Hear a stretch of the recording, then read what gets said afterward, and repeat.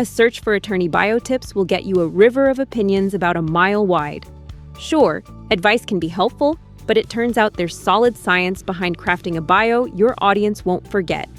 First, let's lay the groundwork. Let's start with a common question. Should you pack credentials into your attorney bio?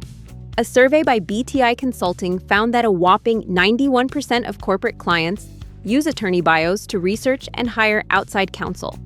And nearly 60% use online profiles to compare their lawyers with the competition. Given the importance of these materials, it's tempting to cram in every possible credential. Most of us assume that the more experience we can show and the more we can demonstrate competence across a multitude of areas, the more impressive our bios become. More is better, right? But research shows that's exactly the wrong approach. Instead, lawyers should heed the presenter's paradox. This phenomenon, identified by psychologists and bolstered by a growing body of research, boils down to this. Mentions of minor qualifications detract from mentions of major strengths. Here's how it works. We assume that our credentials have a cumulative effect.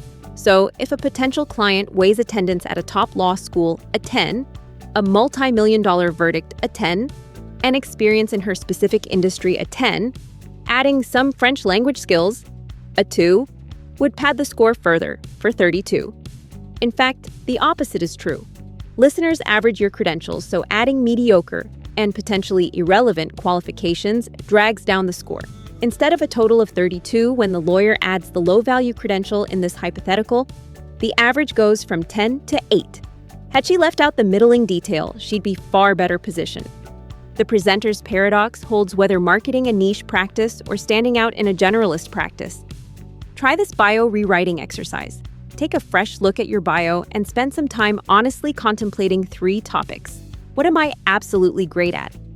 Who do I really want to serve? And if clients recommend me to a friend, what would I want them to say? This helps you determine the exact audience you want to target, making high-impact brevity much easier to achieve. Next, pretend you're one of those clients you really want.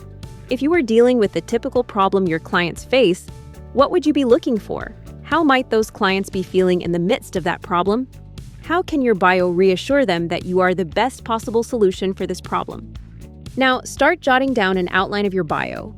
Scrutinize every item and the way in which you make it relevant to your audience, keeping in mind the presenter's paradox and the client perspective. Aim for the highest average with your 10 out of 10 stuff. Do a quick review of the 7 deadly sins of attorney bios while you're at it.